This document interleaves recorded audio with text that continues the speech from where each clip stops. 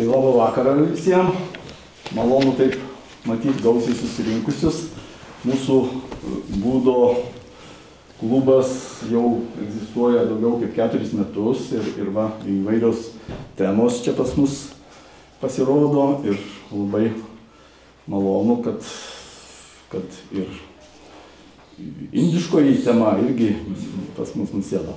Tik pradžiai dar norėčiau pasakyti, kad turbūt matėt, ten esam padėję mūsų žurnalų ir ten yra, dalis yra dovanojame ten, dalis yra su velykinė nuolaida ten praeitų metų, 3 eurai ir naujausias numeris taip pat yra.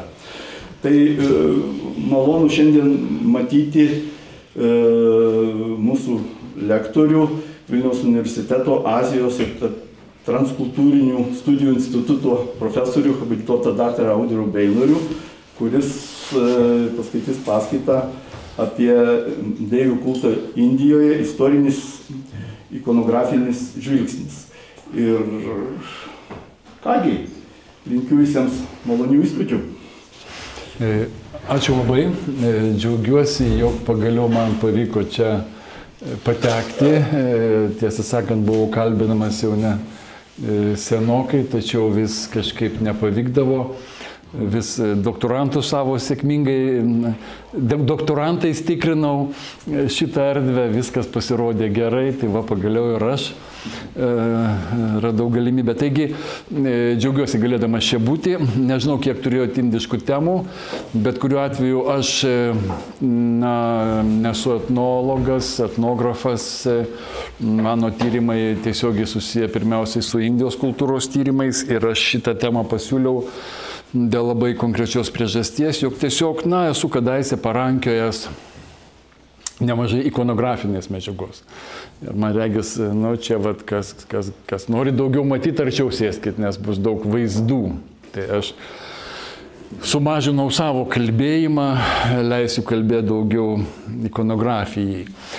Tema yra be galo plati, be galo reikšminga, be galo sudėtinga, nes Indijos kultūroje apskritai mes turime dieviškumo manifestacijų, aš netgi panaudosiu tokį mandrą žodį teofanijų, yra be galo daug ir ikonografija yra ypatingai gausi, tačiau savo pristatyme, suvokdamas, kad valandos bėgyje aš negaliu visko apriepti, neįmanoma šios temos kontekste, aš pasirinkau ir taip labai daug pjūvių, todėl, jūs matote, bandysiu kalbėti šiek tiek apie mitologinį religinį aspektą, palies tam tikrą metafizinį kosmologinį deivių kulto, sąveikos tarp skirtingų Indijos kultūrinių religinių kontekstų, pirmiausiai brahmanizmo ir to brahmanizmo pozicijos šramaniškos kultūros. Priminsiu, kad šramanizmas tai yra visi opoziciniai sąjūdžiai, budistai, džainai, anuvadinai, dživikai, visi, kurie oponavo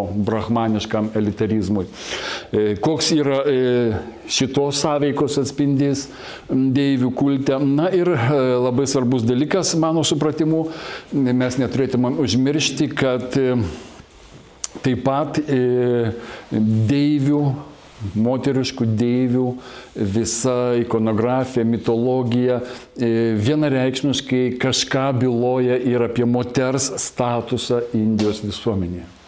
O kadangi tų deivių funkcijų yra be galo daug ir labai įvairių, tai mes galėsime galbūt susidaryti ir pakankamai tokį, platų ir kartais, ko gero, kontroversišką vaizdinį apie moters suvokimą Indijos kultūroje. Ir čia, aišku, reikėtų pradėti nuo kelių žodžių apie tai, kad Indija yra iš tiesų unikali šalis, unikalus regionas, ta prasme, kad joje mes matome susiliejančius labai skirtingus įvairių moteriškų dievybių kultus, gyvus egzistuojančius, kai kurių ištakos yra sunkiai suvokiamos. Ir va štai čia tokio modelio šiek tiek laikysiuosi. Ar matosi tai nuo galo? Matosi? Ne?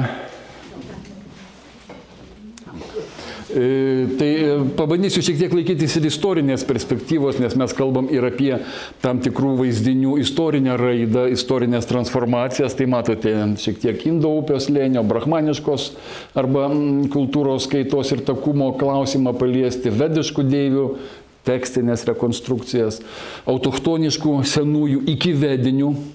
Čia aš pasakysiu, kad aš atstovauju tą bjaurę akademinę perspektyvą, kuri vis dėlto teigia, kad indoarijai į Indiją atėjo.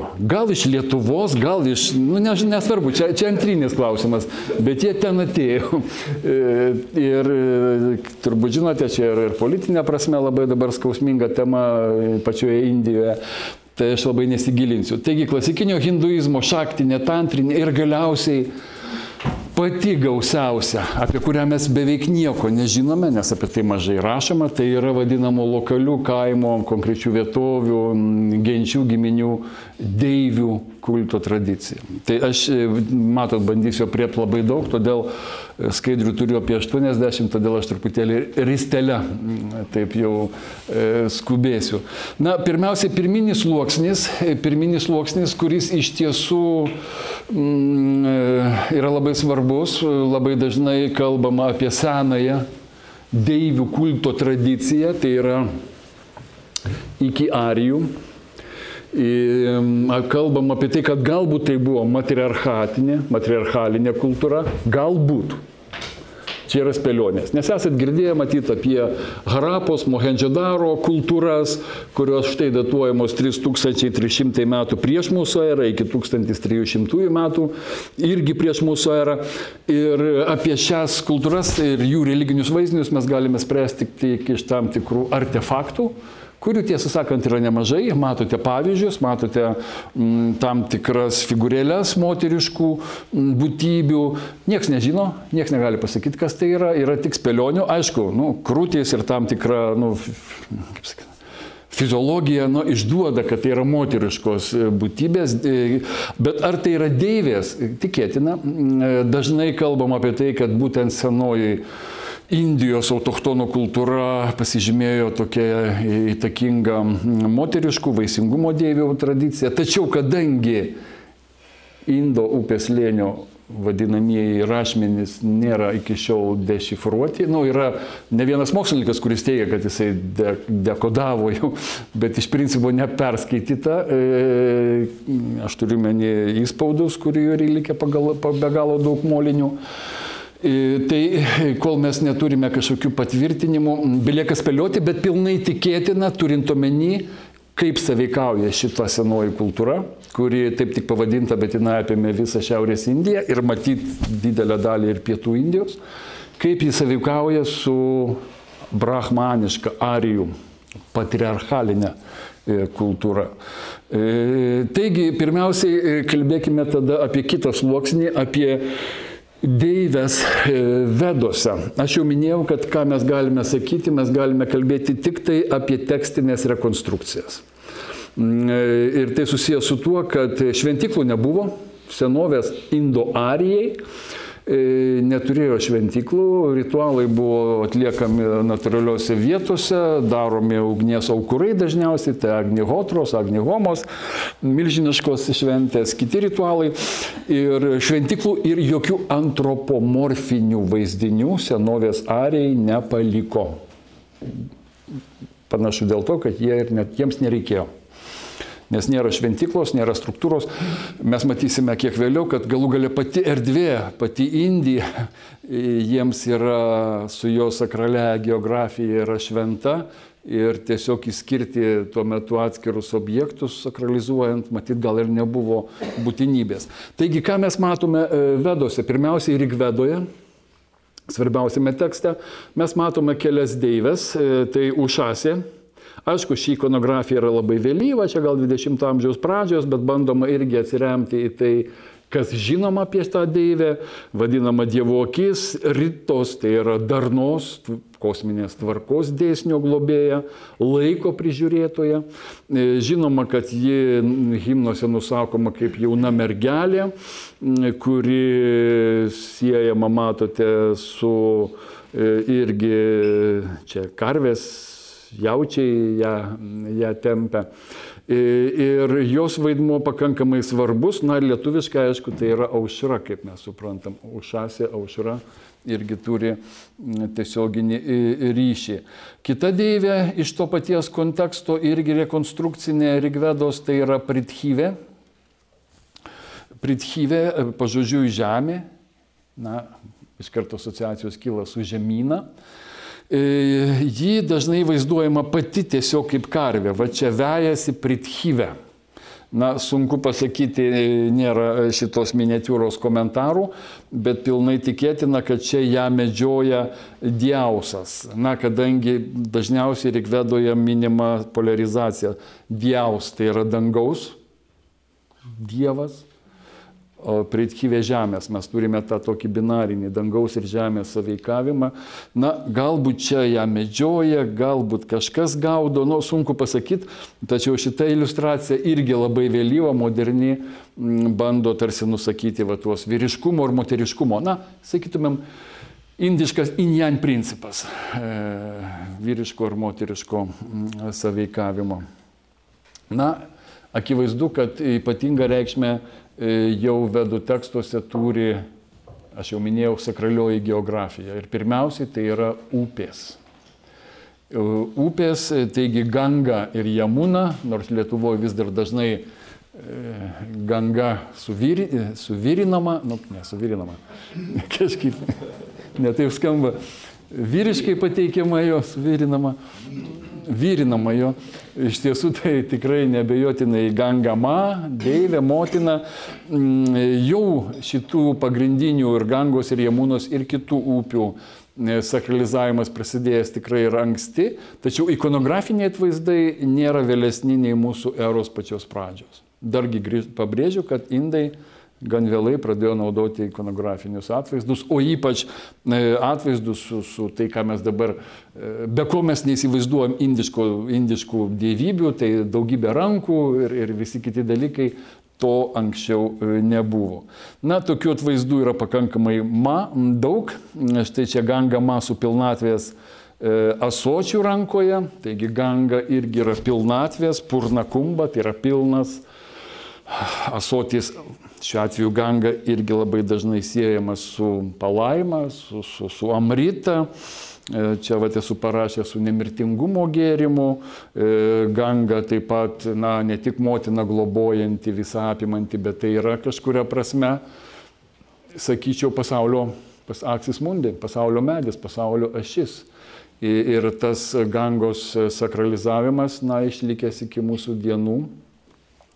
Turi ypatingą statusą, tačiau štai čia mes matome dešinėje pusėje yra ir tokių atvaizdų irgi 4-6 amžiaus, kur manoma, kad vaizduojama yra Ganga.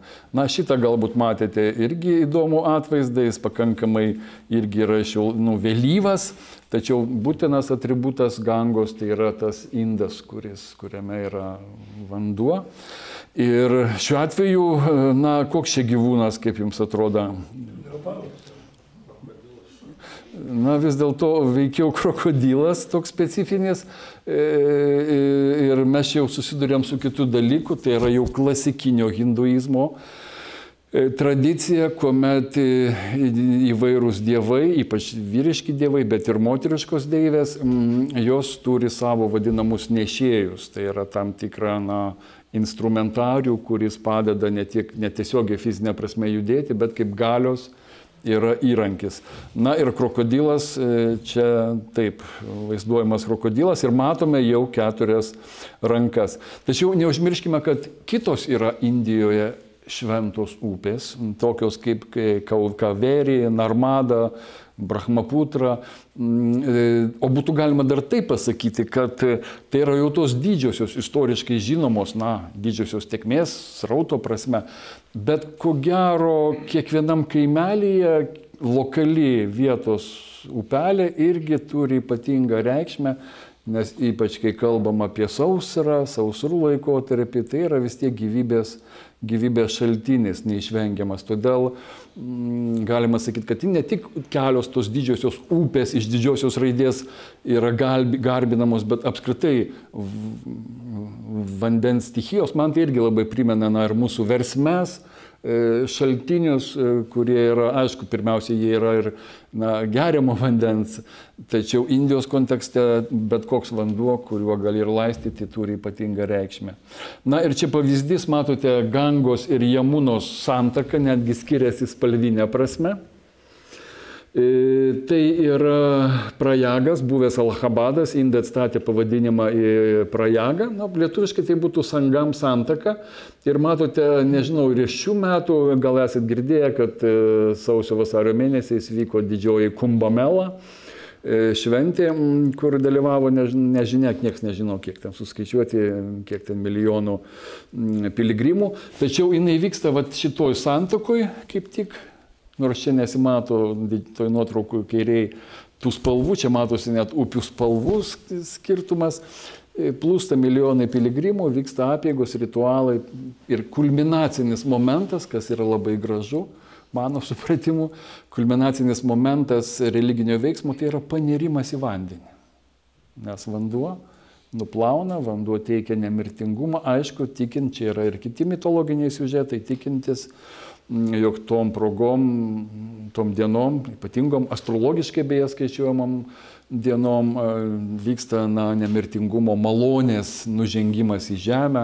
Ir čia atskira tema, nes čia ir politikai mušasi, kas iš jų šventesnės ir kas ten pirmas paners ir panašiai. Tačiau štai čia jau nėra ir nenaudojami nei Gangos, nei Jamunos atvaizdai šitoj santakoj. Bet jos pačios yra, jos tiesioginių pavydalų. Kita deivė, kuri turi nemenką vaidmenį vediniam kontekste, tai yra Sarasvatė. Sarasvatė, kuri siejama su dangiškais vandenim. Kiti mano, kad buvo tokia upė, bet kažkur po žeme pradėjo tekėti, pasislėpė nuo žmonijos. Kiti sieja Sarasvatę su šituo, kaip tas dangui, paukščių taku. Irgi sakydami, kad tai yra tiesiog mitologinė tam tikra dangiškos upės versija. Bet kuriuo atveju jinai yra minima, jai skirti yra ir vedų keli himnai, jie kreipiamasi, jie siejama su intelektu, su vaisingumu, pažinimu. Tačiau jos vaidmuo yra pakankamai menkas, palyginus, ir jį skiriasi nuo tos Sarasvatės, kurią mes dabar turime. Čia yra kita truputėlį Sarasvatė, dar sugrįšime. Labai svarbi visai vedų kultūrai yra kalbos deivė Vač arba Vak, nes, primenu, visa vedų kultūra buvo grindžiama vedų tekstų recitavimu, giedojimu. Ir štai kodėl kalba, artikuliavimas, teisinga ritmika, metrika, visa tai buvo ypatingos reikšmės. Štai kodėl kalba, pati kalbos funkcija, ji yra personifikuojama. Ir čia mes matome kelias versijas, jos yra pakankamai vėlyvos, atrodo 19 amžiaus, deivė liežuvį iškišusi ir joje kabo visi kiti dievai. Ta kairioji, o šita deivė, jinai jau priartėja prie Sarasvatės, kadangi jau vienoje rankoje knyga, kitoje rankoje yra vyna muzikinis instrumentas, palaiminimo vanduo, bet kuriuo atveju jis siejama su žinyje, su kalbėjimu, su komunikacija, su religiniu veiksmu. O vėliau besiformuojantį, gerokai vėliau, kažkur nuo 5 amžiaus Indijos lingvistinė filosofinė tradicija, Bhartra Ahiris ir kiti, pradeda kalbėti apie tai, kad filosofinė prasme absoliutas tai yra žodis. Labai, sakykime, pradžioje buvo žodis čia apeliavimas, Jono Evangelija. Taigi Šabda Brahmanas tai yra, pradžioje buvo žodis, Šabda, kuris paskui per garsinę savo išraišką, per dvanį, kūrė pasaulio sklaidą ir raišką. Tačiau, bet kuriuo atveju, specifinio kulto šita deivė, nors jinai yra minima jau Rigvedoje, nesukūrė. Nu, tai yra, jei nebuvo sukurtas atskiras specifinis kultas. Yra kelios kitos mažiau žinomos deivės, nes pabrėšiu, visas Rigvedos panteonas dievų yra vyriškas, dominuojantis vyriškas, bet yra tokios kelios mažiau žinomos deivės kaip Nirti, niktis, entropija, mirtis, įsiskaidimo procesai, visa tai, kas susiję. Jei artima, tačiau atskiriama yra Ratri. Ratri tai tos pačios Ušasės arba aušros sesuo, ji yra nakties, tamsos deivė, štai čia vaizduojama kairėje pusėje. Tačiau ir šita ikonografija yra pakankamai vėlyva, bet jau mes aiškiai matome, kad tai yra klasikinio hinduizmo laikotarpis, nes yra ir vaizduojami nešėjai. Sunku pasakyti, kiek Nirti šiuolaikiškai vaizduojama. Šitas atvaizdas yra gal 19 amžiaus pabaigos, mes turime jau aureolę, tai čia nereikėtų skubėti daryti išvadų, kad tai yra jau senovės indiškas vaizdavimas, gali būti ir budizmo įtaka, džainizmo, kurie dažnai demonstruoja aureolės, vaizduoja. Ko gero, viena svarbesnių deivių Rigvedos tekstuose tai yra Aditė, nuo žodžio Aditė, nesusaistyta, nesupančiota, nesurišta. Ji minima Rigvedoje net 80 kartų, tai yra, ko gero, viena gausiausiai, skaitlingiausiai minimų deivių, tačiau, vėlgi tas paradoksas, jai nėra skirta nei vieno himno. Tai mes ir toliau matysime kartais tokius paradoksus, kai minimas kreipiniuose,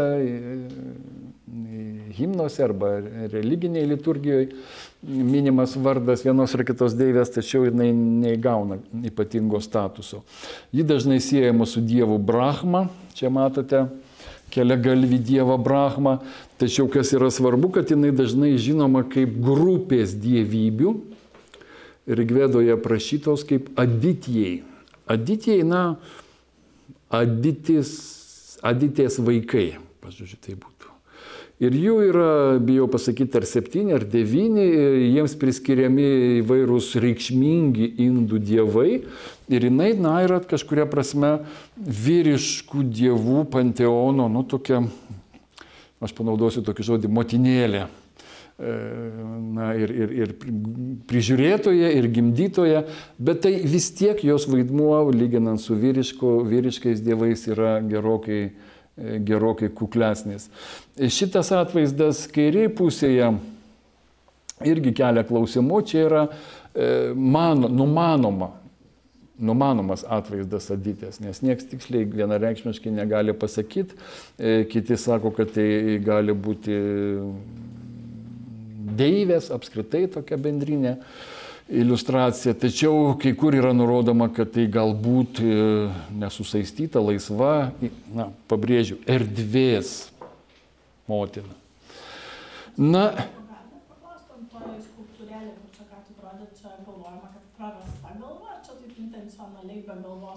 Ne, yra būtent tai, be galvos. Čia neprarasta, ne, taip.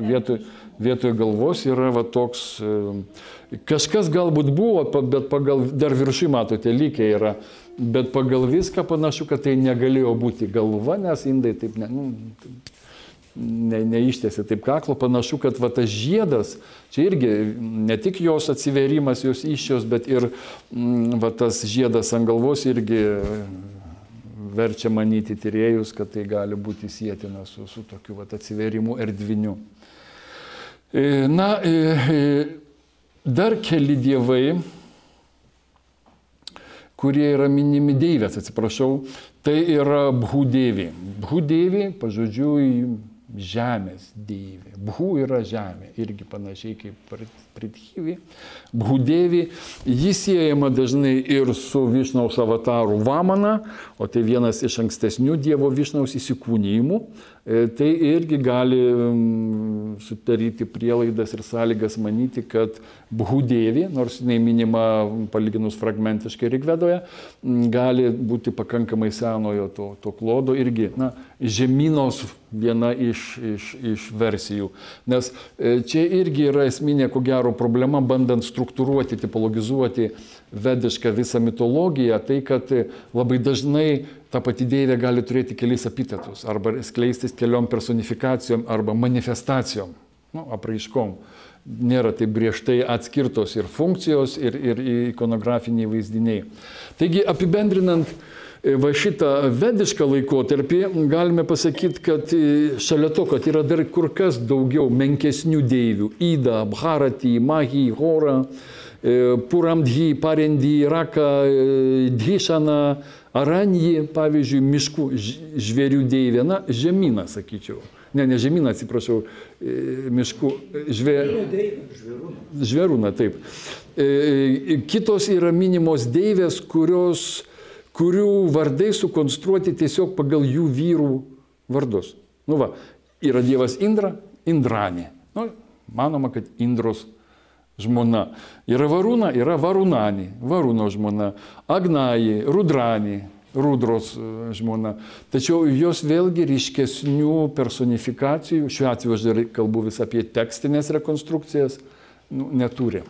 Nei viena Rigvedoj deivė neprilygsta vyriškiem dievam, įtakos, svorio reikšme. Vienos iš vis toliau išnyksta deivės, kalbant apie jau klasikinį hinduizmą iki mūsų dienų. Kitos pereina į hindų panteoną ir įgauna naujas reikšmės, naujas funkcijas. Nors va čia aš vaizduoju ženklą, kuris neretai yra Indijoje nusakomas. Jūs jį galite pamatyti ant rikšos, ant netgi autobuso. Viena iš šito ženklo versijų yra Devi, bendrinis pavadinimas, deivės, tokios jau universalios deivės, tačiau visgi Rigvedoje nėra vienatinės, visą apimančios devi sampratos ir jos kulto. Tai atsiranda gerokai vėliau ir jau klasikinio hinduizmo bei brahmanizmo laikotarpyje. Na ir kai mes jau kalbam apie brahmanizmo, hinduizmo laikotarpį, mes jau iš karto bemaž visada kalbama apie dievų poras – vyriškas ir moteriškas. Čia matote vieną senesnių deivės Lakšmį vaizdavimų dešinėje pusėje, tai yra Kaniškos karalystės mūsų eros amžiaus pradžios monetos, ant jos vaizduojama deivė Lakšmį. Ta lengva nustatyti, kadangi matote iš šonų dviejų šonų šalia jos yra įsiskleidę lotoso žiedai ir virš jų drambliai, karališkieji drambliai. Tai yra valdovo atributai. Tai irgi rodo jos jam tam tikrą ypatingą statusą. Ji minima dviem vardais. Šri, kas reiškia galia, spindesys, ir Lakšmį. Siejama su gausa, su sėkme, su kilmingimu, šeimininkės vaišingumas yra toks terminas, dana, dosnumas. Kai ateina svečiai, šeimininkė viską pademonstruoja, parodo. Kita vertus, kai kalbam apie moters vaizdinius, mes čia turime tokią vyrui tarnaujančią žmoną, sakytumėm, namų šeimininkę, truputį prie virtuvės, galbūt taip galima sakyti, nes tas dosnumo, vaišingumo aspektas svarbus yra. Tačiau vėliau, jau gerokai vėliau, nuo kažkur 15 amžiaus, vaišnavų religinėse mokyklose Lakšmė įgauna dar kitą reikšmę, ji tampa atjautos personifikacija. Matyt, tiesiog plaukiant, iškylant iš visų kitų jos funkcijų. Ir paprastai Garuda yra tiek mitinis paukštis, kuris irgi siejamas su įžvalga, su intuicija. Jis yra ir Višnaus, ir Lakšmės nešėjas. Kiti interpretuoja jos ikonografiją, pavyzdžiui, kaip kairiai, kad ji laiko, jos 4 rankos, tai yra 4 hindų kultūros vertybės. Tai yra dharma, religinis įstatymas, artha, socialinis gėris, kama, estetika, aistra, juslingumas ir mokša, įsivadavimas. Na, bet čia tokia jau interpretacija, galima prie jos kibti. Na, o kairėjus jau mato šiuolaikišką, aiškiai demonstruojančią tą karališkumą ir lotoso žiedai, ir karališki drambliai šalia, ir be abejo taip svarbus tas lotosas, ant kurio jinai sėdi. Maža to, kad nepasirodytų maža, skiriamos net 8 deivės Lakšmės galios, yra terminas Aštalakšmi, ir galima ypač pietinėje Indijoje, Tamilnadu regione pavyzdžiui, tikrai sutikti ne vieną šventiklą, kur galite matyti 8 Lakšmės, čia yra jų ir vardai Gadžia Lakšmi, Santana Lakšmi, Dhanya Lakšmi. Na, tie visi pavadinimai gali būti nusakomi, tie vardai kaip epitetai, pavyzdžiui, Dhana Lakšmi arba Vyra Lakšmi, narsumo Lakšmi, gali būti taip verčiama. Taigi visi pavadinimai tai yra tiesiog tam tikros specifinės manifestacijos. Na ir Indijoje viena reikšmingiausių švenčių, irgi tikrai graži, tikrai tokia, nežinau kaip sakyti, taikinga, tai yra Diwali arba Dipavali, pagal mėnulio kalendorių vyksta rudenį, spalio lapkričio mėnesį, tai šviesų šventė, kai uždegama be galo daug ir lempučių, ir žibintų, ir maža to, matote čia, kai dešinėje, tai yra garsioji Amritsaro šventikla, sikhizmo centras, ir jie tame dalyvauja, nes sikhai irgi tai suvokia kaip tam tikrą kosmologinę reikšmę turinčią šventę, šviesa įveikia tamsą. Čia toks irgi pasikartojantis gana universalus motyvas, bet jisai siejamas yra su Lakšme. Na, einame prie jau kiek kitokių artėjame deivių, kurios klesti būtent klasikinėme hinduizme arba brahmanizme. Ir pirmiausia, tai Satė, gal tai būtų lietuviškai. Tai pirmoji Šivos žmona.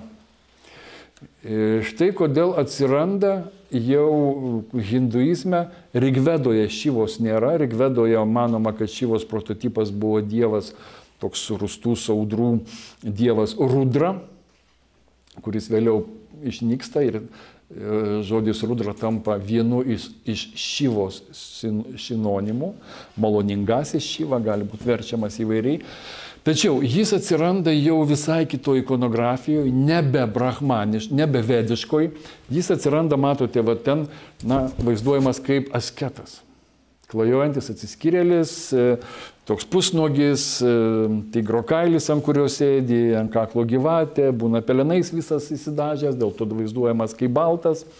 Na ir mes jau matome brahmanizmo kultūros konfliktą šitoje visoje gausioje mitologijoje, brahmanizmo opozicija šramanizmui, nes būtent šramanizmas irgi, kaip ir Šivos, ta visa asketinė išvaizda siejama su askezė, joginiam pratybom, saviizoliacija, pasitraukimu.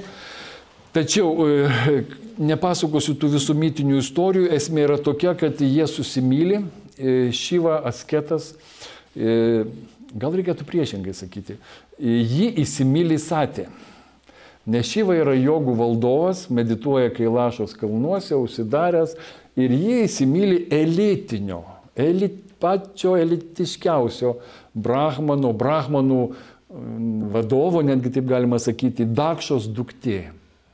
Įsimylė, atsiprašau, pasakysiu taip negražiai, tą bomžą, žvelgiant iš brahmaniškos perspektyvos, iš elitinės brahmaniškos perspektyvos. Pelenai, dredai, plaukai, purvinas. Ir žodžiu, situacija yra tokia, kad ten yra keli variantai, vyksta šventė ir nepakviečia jų abiejų, nepatenkinta savo žentų, kuris diskredituoja brahmanizmą, nepakviečia jų abiejų, ir Satės, ir Šivos. Šivai tai kas? Jam, kad tik mažiau tų formalumų, bet Satė labai supyksta, ji ateina į tą didžiąją šventę aukojimo ir ten jinai patiria savo tėvo pažeminimą, pasmerkimą. Ir jį nusižudo. Nu, tai yra tokia protesto akcija. Šiva jau Virabhadros pavidalo atkeliauja, jis sužino, jis ją pasiema, jis ją neša. Ten irgi yra kelios versijos, kad jisai ją neša, pradeda šokti Tandavos kosminį šokį ir jos atskiros kūno dalis pradeda kristi į žemę. Ir štai čia vat iliustracija jau daugiau šiuolaikinė, jisai aprauda savo satę. Kas mums yra svarbu, dabar visų mitologinių siužetų nepasakosiu, mums yra svarbu, kad va čia yra žemėlapis Indijos šiuolaikinis, ne tik Indijos, matote, Bangladešas, Nepalas, Pakistanas, Šri Lanka, Tibetas, kur nukrenta įvairios, kiek ten jų viso, 51 Šivos pirmosios žmonos satės kūno dalis.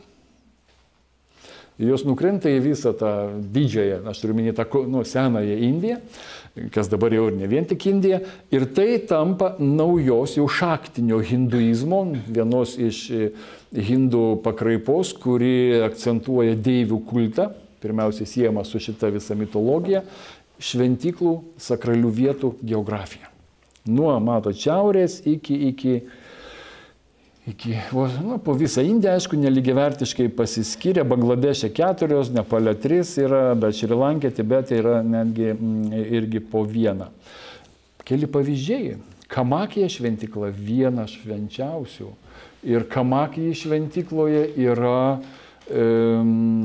Asamo valstijoje, vat matote šitie du atvaizdai. Va tas yra antras truputį, kai yra ypatingai reikšmingas. Čia yra Joni. Joni tai moters įsčios vaizduojamos, tačiau jos yra tokios, čia tai yra jau padažyta raudona spalva, o ten tiesiog, matyti, dėl geležies esamo vandens, ten priteka vandens ir visada nuspalvina raudona spalva. Ir tai būna periodiškai vyksta ir tai yra traktuojama kaip, reiškia, šakti pitos, šventos vietos, menstruacijų sezonai vykstantis. Ir tai susiję yra su pagausėjusia piligrimystė, daug piligrimų keliauja. Kitoj pusėje yra Šri Hingalač Mata, tai yra Pakistane likusi viena iš didžiausių šakti pitų. Priminsiu, kad netgi Kalkutos miesto pavadinimas, tai yra nuo Kaligat, tai yra nuo Kali šventyklos, kur nukrito deivės tos satės, nors vadinama Kali čia, pėdos. Taigi atskiros kūno dalis priklausomai nuo sakralumo, pėdos ypatingai turi reikšmę Indijos kultūroje, kaip žinote, tačiau vajoniai, sakytumėm, viena arba įsčios yra viena ypatingiausių vietų, kur plūsta masės piligrimų. Aišku, jums žodis sati turėtų kelti tiesioginę sąsają su sati apeigom. Taip, ryšys yra. Būtent apeliuojant į pirmosios Šivos žmonos vardą Sati, atsiranda vadinamos našlių kremavimo praktikos. Priminsiu dar kartą, kad jos nėra kanonizuotos.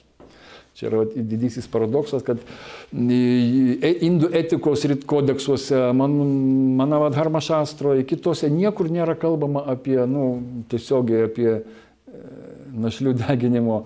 Tai yra tokia, kaip sakyti, liaudiška tradicija. Kai kas mano, kad jinai į brahmanišką kultūrą atkeliauja netgi galbūt iš autochtoniško, to senojo, reiškia, nevediško substrato. Ir pats žodis yra sahamarana, kartu mirti. Manoma, kad kadaise tai galėjo būti tiesiog simbolinis veiksmas, kai našlė priguldavo prie vyro ruošiamo kremuoti. Kuriam laikui priguldavo? Vėliau tai tapo, aišku, ir prievartinių netgi kremavimų. Beje, aš bijau dabar tiksliai pasakyti, beveik kasmet Indijoje yra atvejai, kai nelegaliai, nors Britai uždraudė, vis įvyksta našlių kremavimo, ypač provincijose, nors tai yra draudžiama ir baudžiama. Ir mes ką matom unikalų dalyką, įvairiuose regionuose Indijoje yra satikals, tai yra susideginusių našlių rankų atminimo stelos, kai našlė prieš kremavimą palieka savo, ten tokiam moliniam įspaudę savo ženklą palieka, ranką. Tai, nežinau, tiksliai šitos paskirties nežinau. Na, kita vertus yra labai svarbu dar ir dėl tos priežasties, kad, aš jau minėjau, atkeliauja Satė, jį suvilioja Šyva, kuris asketas susidaręs Himalajuose, medituoja ir jį tarsi įtraukia į šeimos gyvenimą. Kita Šyvo žmona, kuri laikoma pirmosios atgimimu, tai yra Parvatė, na, lietuviškai paprastai skambėtų kalnietė, ji netgi dar labiau deda pastangų ištraukti Šyvą iš miško, iš kalnų, iš askezės. Ir čia mes matome, vat, šitam santykiai yra pakankamai nemažai mitinių siužetų, kaip jinai jį vilioja, kaip jinai jį kviečia, žodžiu, kaip jį bando, aš tai pasakysiu, sunormalinti. Nu, vat, tą atsiskyrėlį, grąžinti normalią visuomenę, šeimos gyvenimą. Na ir jei tai pavyksta, ir štai kodėl Parvatė, apskritai galima sakyti, kad Šyvos Parvatės va šitas santykis įkūnija labai svarbias tokias indiško religingumo savokas. Tai viena vertus yra joga, Šyva kaip jogos, disciplinos valdovas, na, pasitraukęs iš sociumo, o kitas yra terminas, tarsi jo priešingybė yra bhoga. Bhoga tai yra malonumas, mėgavimasis. Šiuo atveju kalbam ir apie intimumą, ir apie partnerystės santykius, ir apie apskritai juslingumą. Dar kita prasme, ta opozicija per šitą porą pasireiškia kaip ir dharmos arba religinio įstatymo ir mokšos, tai yra išsivadavimo, tai kas veda į išsivadavimą santykį. Na, pakankamai daug ikonografijos yra, kuri vaizduoja laimingą porą. Sunku pasakyti, kiek čia jau tas Šyva laimingas, jis matyt vis dar viena akim tą mišką dairosi, matyt sunku tą prigimtį, na, tas skyrėlio įveikti. Matoma, puikiai vaizduojama kaip patarnaujanti Parvatė, kuri stengiasi vis dėmesiu apglobti savo vyrą, kad jis tik vėl ne į tuos miškus, nu, anais laikais dabar vyrai kokie lubariai traukėsi, anais laikais į miškus traukdavosi, bet moters žmonos darbas išlieka kažkoks panašus, sakytumėm galbūt. Tai tokios ikonografijos yra labai daug, jie maža to turi du vaikus garsiuosius, irgi Ganešą su drambliagalvis ir Skandą Kartikėją. Na ir va čia mes jau šitoj struktūroje priartėjame per Šyvą ir Parvatę, pirmiausiai nebe Šyvą ar Satį, o Šyvą ir Parvatę, priartėjame prie vieno svarbesnio tokio kosminės jungties simbolio, tai Lingam ir Joni. Linga ir Joni tai yra vyriškumo ir moteriškumo, matot va čia tą iliustraciją, kuri bando ten atskirai detalizuoti atskirus struktūrinius elementus. Tai yra linga, tai yra tarsi vyriško falo vaizdavimas, Joni aplink jį apgaubusi, tai yra moters lytinis organas. Na, kitos dievybės, Višnus, Brahma irgi įmontuojami yra. Na ir šita ikonografija vėlgi tampa, panindiška. Ja galima pamatyti bet kur Indijoje. Maža to, kai indai atranda kur nors Himalajų oloje kokią nors ypatingą ledo struktūrą, jie ją irgi sakralizuoja, ją įvelka, suteikia, aš kalbu apie tai, kas kadaise buvo, tai irgi yra įtraukiama į tą sakralios geografijos visą erdvę. Na ir nepamirškime, kad yra dar unikalesnis fenomenas, tai yra Ardhanishvara. Ardha yra pusė, Išvara Dievas, viešpats, valdovas.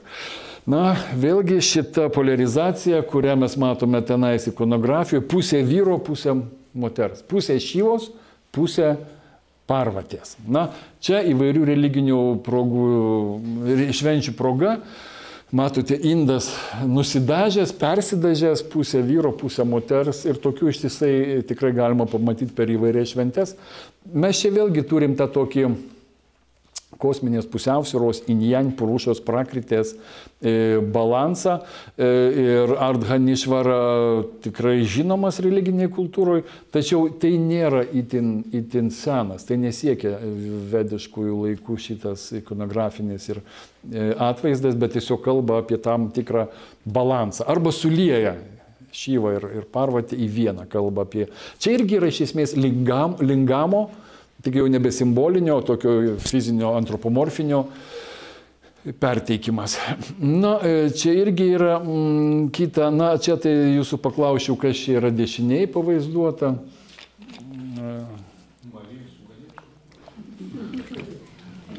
Būtent, tai yra Marija, Pietų Indijoje, katalikiškoje bažnyčioje taip vaizduojama Marija, laikanti kūdikėlį.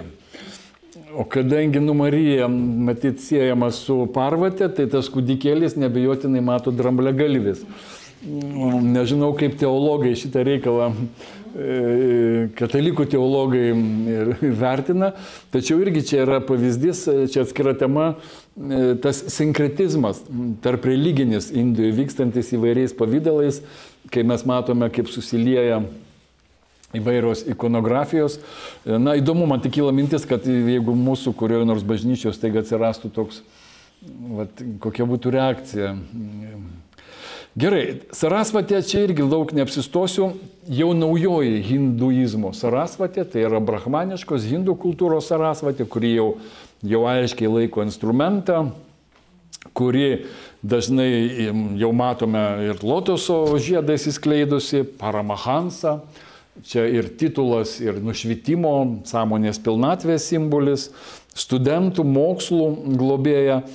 Teko matyti, kadaise dar kompiuterių nebuvo Indijoje, kai buhalteriai per Sarasvatį pūdžią ateina su buhalteriniam knygom ir duoda, reiškia, prie atvaizdo Sarasvatės, kad palaimintų, reiškia, ir buhalterinės finansinės apskaitos jai priklauso arba per jos dispoziciją eina. Labai svarbu yra vis dėlto lotosas, kuris dažnai siejamas, beveik visada siejamas su ja, lotosas, kuris auga iš dumblo. Vandenį giliai, mes nematom to dumblo, bet be dumblo nebūtų ir paties žiedo. Tai irgi čia ta sąveikos yra metafora, kad grožis gimsta iš dumblo, be dumblo jo nėra ir to dumblo mes nematome. Na, kita deivė, kabutėse, nes iš tikrųjų jinai ne deivė, bet jos nepaminėti negalima, tai yra Sita. Tai yra garsusis Ramajanos epas, didžiausia istorija, kai demonas Ravana pagrobė Sitą. Ir visas šitas siužetas yra svarbus dėl tos priežasties, jog čia atskleidžiama nauja žmonos, sakytumėm, nauja vizija galbūt indų visuomeniai. Na, čia pacituosiu, kadaise pats dar šitą verčiau indų etikos kodekse, mano dharma šastroje, matote, nors vyras neturi dorybių, ieško malonumų kitur ar neturi gerų savybių, ištikima žmona turi nuolat garbinti vyrą kaip dievą. Na, ir čia pirmiausiai tenka šitas vaidmuo Sitai.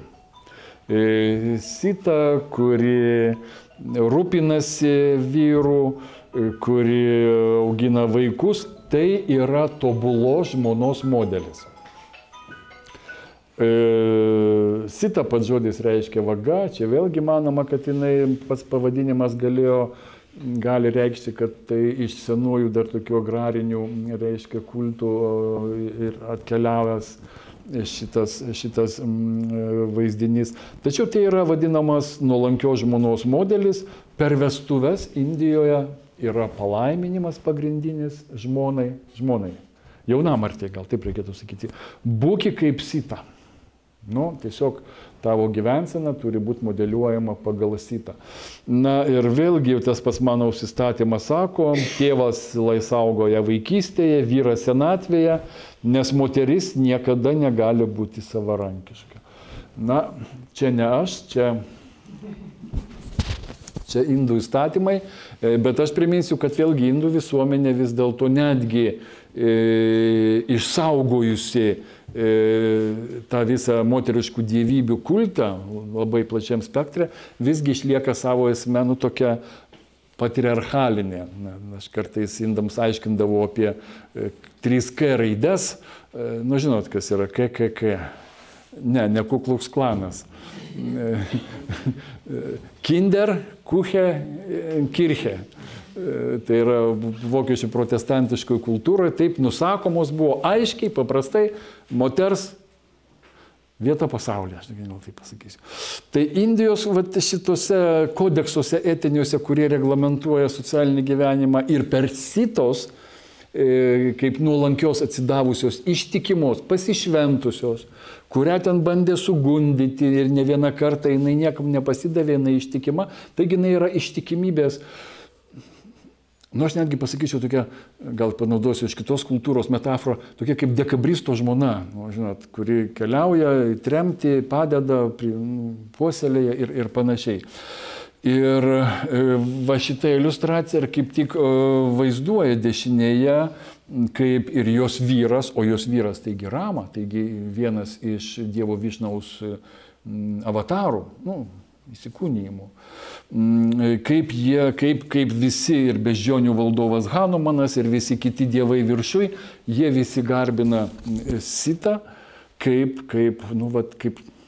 tą moteriškumo modelį. Tačiau ji nėra deivė.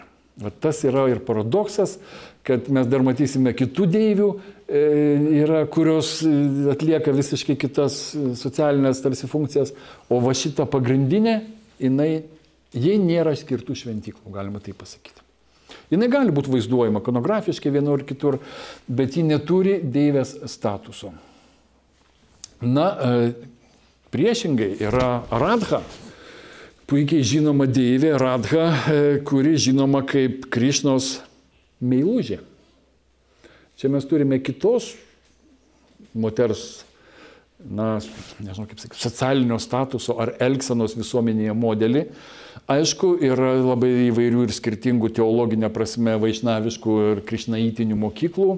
Ir pati Krišnos mitologija yra labai komplikuota, susideda iš labai skirtingų sluoksnių. Tačiau klasikiniam variante Radha yra ištekėjusi. Jinai turi vyrą, apie kurį beveik nieko mažai žinoma. Jis nesvarbu. Jos vyras nesvarbus. Nes jinai įsimylėjusi yra Krišna. Ir vyksta nuolatiniai susitikimai. Faktiškai, kiek yra literatūros, pavyzdžiui, Gita Govinda, mano kolega Valdas Joskūnas išvertė bengališką garsą tokią erotinę poemą, kuri apdainuoja ilgesį, laukimą, įsiskyrimą, visą skalę santykių tarp Krišnos ir Radhos. Nes jinai grįžta namo pas vyrą, bet jinai ilgisi Krišnos. Tai yra nuolatinis tos visos estetinės, netgi estetizuojamos savokos, laukimo, įsiskyrimo, atitolimo. Krišna ją guodžia, o Krišna padykęs, piemenaičių rūbus, matot, gopių paslepia, kad priverstų jas išlysti iš vandens. Jisai pakankamai ir žaismingas atrodytų, kiti sakytų gal ir toks truputėlį, kaip čia pasileidęs.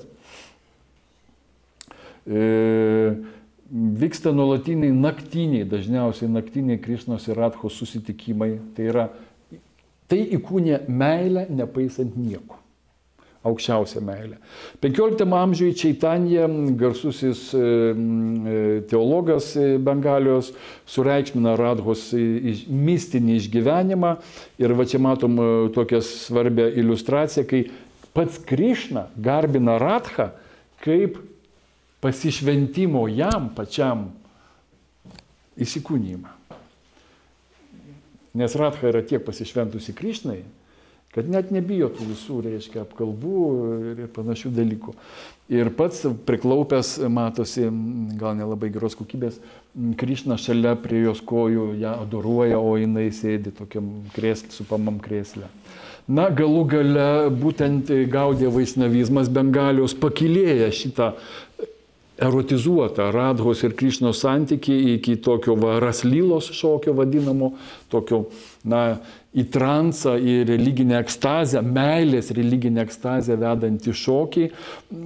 Tačiau būtent šitam Bengalijos vaišnavizme žmonės, o beje, raslylos vyksta ir dabar Bengalijoje, kai susirenka daugybė žmonių, vyksta tokie ekstatiniai šokiai. Tačiau būtent šitam vaišnavizme ir tik jūs nesakykite, sutikę gatvėje Krišnos sekėjus, kad Radha yra Krišnos meilužė, nes Gaudija Vaišnavai, mūsiškai vadinami krišnaitais, jie atstovauja būtent šitą bengališką tradiciją, kur jinai tampa jau žmona, nebe meilužė. Tai aš noriu pasakyti, kad čia yra keli variantai, bet yra tarp indiškų deivių ir, meilužės. Meilužės, sakykime taip, deivės tipas. Kita vertus, Radha taip pat vaizduojama kaip Krišnos hladinė šakti, palaimos manifestacija. Čia mes vėlgi jau kalbame apie kitą, apie kiek vėlesnę 16-17 amžiaus teologiją, kai Radhai suteikiamas religinės palaimos, dvasinės palaimos turinys. Ir būtent aš čia tiesiog pacitavau Turnerį Viktorą, kuris kalba apie religinių švenčių vaidmenį, kai išeinama iš tų visų normalumo, įprastumo, socialumo apribojimų. Kad nekiltų abejonių, čia gal vaikam nebūtina, kad nekiltų abejonių, ką veikia Radha su Krišna naktimis, matote. Ir dienomis maža to. Ir naktimis, ir dienomis. Tokių iliustracijų yra tikrai daug. Ir aišku, tai labai piktina, pavyzdžiui, čia yra vėlesnio, gal 17-18 amžiaus miniatiūros, bet jūs galite įsivaizduojat, kai, pavyzdžiui, atvyko krikščionių misionieriai į Indiją ir pamatydavo tokius dalykus, negražu atrodytų tarsi į indiškoje perspektyvoje. Visą tai kalba ne tik ir ne tiek apie intimumą, kiek ir apie religinį santykį, religinę sąveikos santykį. Toliau dar sudėtingesni dalykai - Durga. Durga sunkiai įveikiama, sunkiai pasiekiama. Kultas šitos deivės yra gana nevediškos kilmės, Vedose Durgos nėra. Kažkur nuo 4 amžiaus, kovingoji, grėsmingoji deivė, visada sėdinti ant liūto. Didžiausia Indijoje šventė tai yra Durga Pūdža, arba vadinama dar Navaratri, 9 naktys, arba Dušera. Tai viena kovingiausių Indijos deivių, kuri vadinama pasaulio išgelbėtoja, nes jį įveikia demoną Mahišą. Ir iš esmės įveikia dėl to, kad dievai buvo davę pasižadėjimą, kad jo neįveikinės ir jie negali prieš jį kovoti. O matote, kiekvienoje rankoje visi didieji dievai, vyriškieji dievai, davė jai savo galios simbolius. Tai šią prasme jinai, sakyčiau, tokia turbo, nežinau, kokį dar žodį panaudoti, galios prasme įkūnė didžiausias visas vyriškų dievų galias. Ir jinai įveikinėja mūšyje būtent demoną Mahišą, statomi tokie altoriai, kaip matote, Indijoje nuolat Durgos šventėje šalia. Bet kas yra Durga? Durga jau mes kalbame apie tos pačios Šivos pačių naujas personifikacijas ir manifestacijas. Iš esmės jinai yra Šivos pati, čia ta pati Parvatė, kitais pavydalais, kitoj raiškoj, kitoj sklaidoj. Ir tai, kai jinai veikia pasaulį užvaldžiusi demoną, pabrėžiu, jinai vadinama pasaulio išgelbėtoja. Ir šią prasme aš prilyginčiau indiškų deivių kultiniai tradicijoje Durgą, pasaulio išgelbėtojų, sakytumėm, Kristaus išganytojo, netiesiogiai išganimo misija, bet pasaulio išgelbėjimo nuo blogio funkcija. Ir jos adoravimas, jos kultas reiškiasi įvairiais pavydalais. Neretai jinai netgi yra nusakoma kaip moteriška avatarė. Kaip, žinot, Dievo. Tai čia jau gal kalbam apie kosminės pirmapradės deivės manifestaciją. Jinai turi vyrą, aš minėjau, bet paradoksaliai jinai su vyru neturi, su Šiva jokio, formaliai žinoma, kad jos antra pusė yra Šiva. Bet jinai, vyrai supras, kaip galima gyventi su tokia Nu, tokia, reiškia, žmona, aš taip gal negražiai sakau. Tai iš tiesų, jinai vis dėlto pats jos vardas Durga, sunkiai veikama, neprieinama. Su ją neįmanoma būti, jinai gali tik pasaulį išgelbėti. Jinai vėlgi nėra, va tada Šiva traukėsi į savo miškus, į Himalajus, o jinai gelbsti pasaulį ir jie gyvena tokiais, kaip čia dabar sakoma, formaliais kažkokiais santykiais. Na, šiuolaikinėje šventykloje, pavyzdžiui, Bengalijoje tai yra didžiausia šventė, ypatinga šventė. Ji traktuojama Durga ir kaip kosminė energija šakti, ir kaip Maja, kaip regimybės manifestacija, ir kaip pirmapradė Mula Prakriti arba kosminė materija, medžiagiškumo. Jinai turi be galo daug tokių kosmologinių, metafizinių interpretacijų. Man labai patiko pandeminiu metu, kai Indijoje prasidėjo pandemija ir buvo pirmoji Durga Pudža, bengalai sukūrė štai tokį Durgos atvaizdą.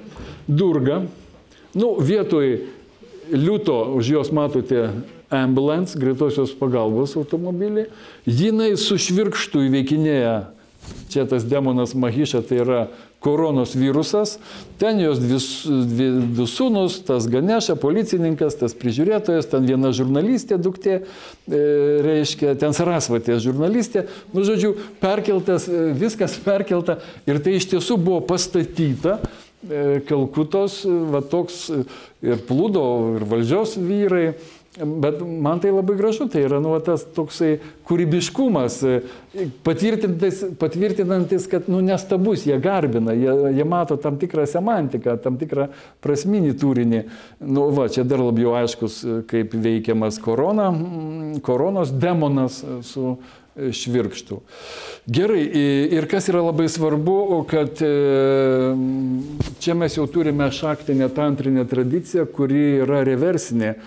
Daugelį tantrinių tekstų, nešaktinių tekstų, Šiva moko deivę. Tekstas pradedamas, kad deivė ko nors klausia, o Šiva jį atsako. Šaktiniuose tekstuose jau visa edukacija vyksta priešinga tvarka. Šiva jos klausia ir jinai pasakoja. Tai šia prasme, Šiva tampa jos mokiniu. Pakinta, sakykime taip, subordinacija. Ir čia pavyzdys yra iš ypatingos šventės. Per tas 9 Navaratri dienas, viena diena yra vadinama Kumarilė Pudža. Tai kai parenkama mergelė, mergaitė, matote, nežinau kiek čia metų, 7, 9. Iki menstruacinio amžiaus paprastai. Ir ji yra specialiai konsekruojama, ji paverčiama Durgos manifestacija. Bet Kumarilė reiškia mergelė. Šiuo atveju mergelė deivė. Ir ji konsekruojama, jinai sėdi soste, susirenka daug vienuolių. Ir jos esminė funkcija yra, jinai suteikia visiems susirinkusiems palaiminimą kaip deivės Durgos manifestacija, mergeliškai. Ir kitą dieną jinai turėtų jau eiti į mokyklą, bet man tas truputį keblu įsivaizduoti, kaip tas, gal ne kitą dieną, gal po kelių dienų, kaip atsitapatinti nuo to, ką tu turi įeiti į tą vaidmenį. Nepale irgi yra Kumarilos tradicija, bet ten yra kitaip. Ten jinai jau būna ilgą laiką, kol kita mergelė yra neparenkama. Ir kas yra labai svarbu, tai susiję ne tik su Durga Pudža, kaip žinote turbūt, bet čia tik iliustracija, kad skandinamoje tie visi atvaizdai tekančiame vandenyje, o tekantis vanduo, Gangos ar koks kitas, jis tiesiog vėlgi tai yra ta pati universali sielos arba psichės mitologema, skandinama vandenyje. Aš čia turėjau paleisti, išjungiau. Ne tą paspaudžiau. Cancel, va. Aš pabandysiu paleisti, aš norėjau parodyti, kaip tokį gabaliuką.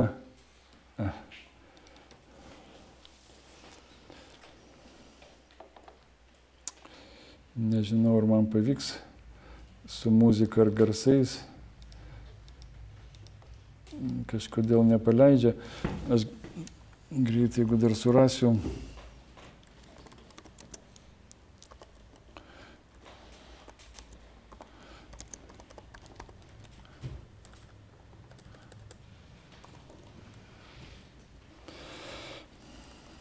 Neveikia šita programa kažkodėl. Na, bet galima susirasti internete, pakankamai yra daug, aš tik tai nežinau, ką čia galima, ką aš čia galiu dabar taip ieškodamas per videos. Aš nerasiu turbūt to, ką aš norėjau. Kaip šokama, nu va čia gal pažiūrim.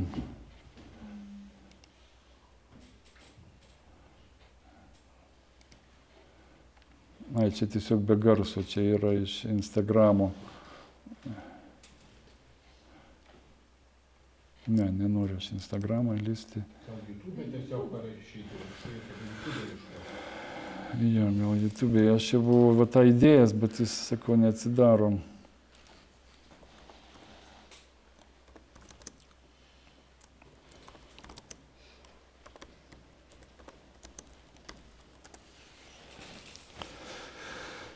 Nu, dabar taip to paties aš, kurį buvau parinkęs trupą gabaliuką, nerasiu, bet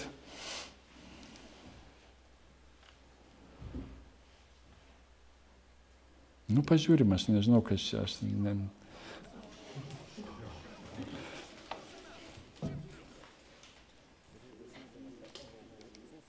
Tiesiog yra labai svarbu, kad moteris labai aktyviai dalyvauja.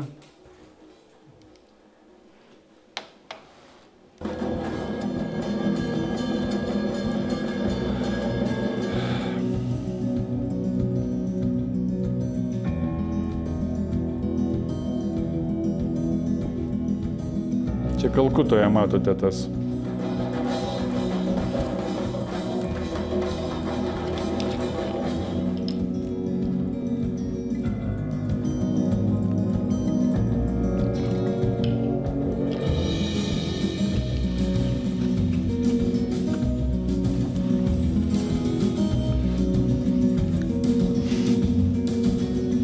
Nu, čia ne tas, ką aš norėjau parodyti. Čia šiaip.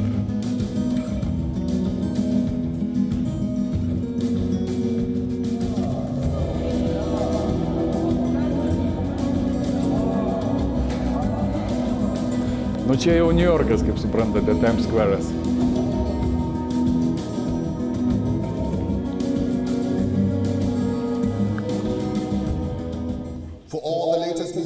Gerai, tiek to.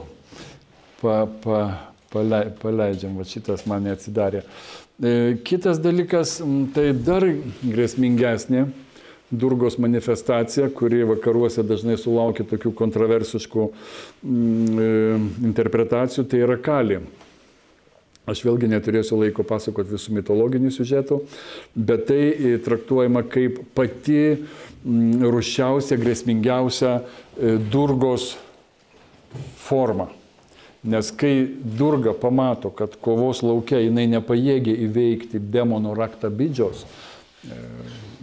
nes nukirtus kiekvieną jo galvą, iš kiekvieno kraujo lašo atsiranda naujas demonas, ją apima tam tikras kovinis įsiūtis. Ir jie iš trečiosios akies ištrykšta to įtūžio, pavadinkime taip, lašas, kuris pavirsta Kali. Tačiau pati Kali, bet kuriuo atveju jinai sietina, aišku, su Kale, su laiku, visą ryjantis, visą naikinantis laikas. Ir šita deivė, kuri vaizduojama juoda, čia dar vienas labai svarbus atributas, ji yra tantrizmo ir ypač šaktizmo Bengalijoje viena iš pagrindinių deivių. Ji, va čia trumpai vaizduojama abiejose iliustracijose, viena bronzinė, kita tapyta, jį vaizduojama stovinti ant vyro šyvos. Ir esminė idėja yra ta, kad kodėl jinai tą liežuvį iškišusi krūviną, jinai čia nukirtusi demonui Raktabidžiai, o tiek Mahišašūra demonas, tiek visi jo pavydalai kaip Raktabidžia siejami su žmogaus vidiniais demonais, tai yra žmoguje esančios jo įdos ir panašiai. Taigi jinai kiekvieną kraujo lašą, kuris demono bando kristi ant žemės ir turėtų pavirsti naujų demonų, jinai jis nulaižo. Ir tokiu būdu jinai intoksikuojasi nuo kraujo, apsvaigsta. Ir kai jinai įveikia, jinai galiausiai, jinai laimi kovą. va tokiu būdu, su krūvinu kardu, bet jinai apsvaigsta. Jinai toliau laksto po tą kovos lauką ir, kaip čia sakyt, liaudiškai čečkavoja, reiškia, ten kas dar liko. Ir dievai bijo, ką daryti, ir staiga jie prisimena, kad, Šiva, čiagi tavo. Vėl prisimena tik tai. Tiek Durgos, tiek Šivos atveju tas ryšys yra toks, dievai žino, reiškia, kad čia jo pati. Sako, eik, tvarkykis savo žmoną, mes norime švęsti, jau pradėti pergalę. O Šiva irgi jos bijo, nes jeigu jau Durga buvo turbo, čia yra dar didesnė. Tai kas įvyksta, jis atsigula kovos lauke ir jis baltas, matote, čia yra, aišku, pelenais įsitepęs. Ir jį belaksydama po lauką užlipa ant jo vieną koją. O kadangi, turbūt žinote, kas Indijos buvę kultūroje, tai yra nepagarbo ženklas, paliesti ką nors koją, net ir užminti, ji pati taip susigėsta. Arba šitas liežuvio iškišimas, ne dėl to, kad jinai kraujo trokšta, Indijoje tai yra toksai liežuvio tarp lūpų iškišimas, yra gėdos, toks neverbalinės komunikacijos gestas. Jinai atsitokėja. Tačiau kitas yra žymiai svarbesnis dalykas, va šita ikonografija jau jinai irgi turi ir kosmologinę dimensiją. Šiva baltas, tai yra sąmonė, sąmoningumas. Šakti ant jo stovinti kali yra energija, galia. Ir taigi faktiškai šita iliustracija liudija dviejų vyriškų ir moteriškų pradų. Vienas yra pasyvus, bet sąmoningumas, absoliutus sąmoningumas.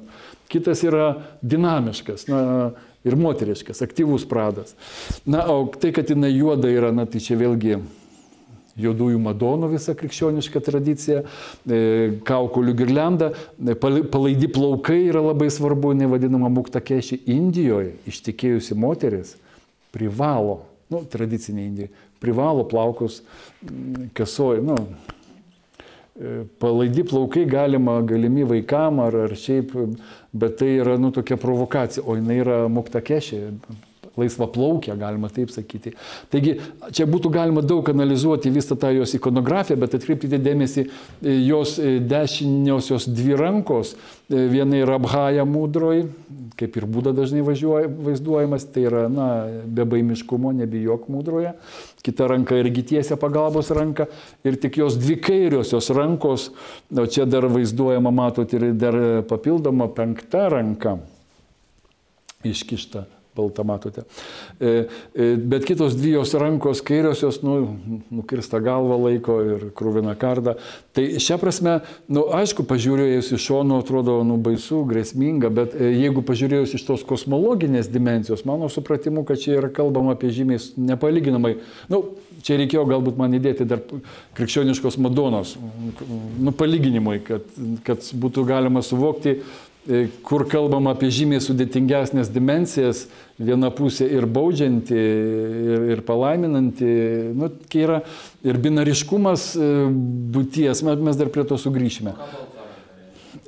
Iki galo nežinau, tai irgi yra kelios variacijos, vieni sako, kad tai yra konkrečiai specifiniai šaktų mokykloje, dar viena jos ranka, kuri dar toliau dar gali kažką veikti, daryti, neužimta, bet aš iki galo vienareikšmiškos interpretacijos taip ir savo neradau.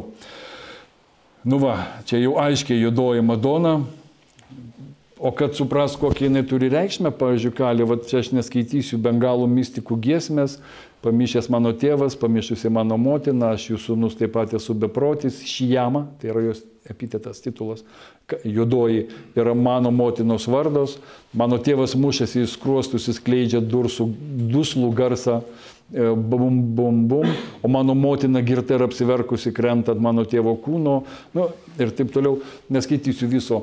Bet tarp bengalų mistikų, ypač kalbant apie įvairius tam tikrus baulų sąjūdžius, tokio pobūdžio giesmės, baulai irgi labai glaudžiai susiję yra ir su šaktinė tradicija, aiškiai rodo, liudija tam tikrą, ekstatinį, netgi sakytum, devocionalų pagarbų santykį su ja, gimdančioji kali, visi dievai vyriški prie jos, matote, prie jos ir Brahma, ir Šiva, ir Višnus, Smašana kali, kremacijos Durga, ne Durga, o šita deivė, Durga ir Kali kovoja su demonu Raktabidža, čia labai aiškiai parodyta juodoji, matote, Kali, su Durga viskas aišku, daug rankų, tigras, bet juodoji, čia jau labai juodoji, ta Kali, kaip afrikietė, jinai su liežiuviu, matot, patiesus kaip kilimą, kad ne vienas lašas nenukristų to demono. Na ir galite įsivaizduoti, čia yra viena iš mistiko Šri Ramakrišnos Kalkutoje, Dakšinešvaro Kali šventikla, kai susirenka masės tūkstančių piligrimų.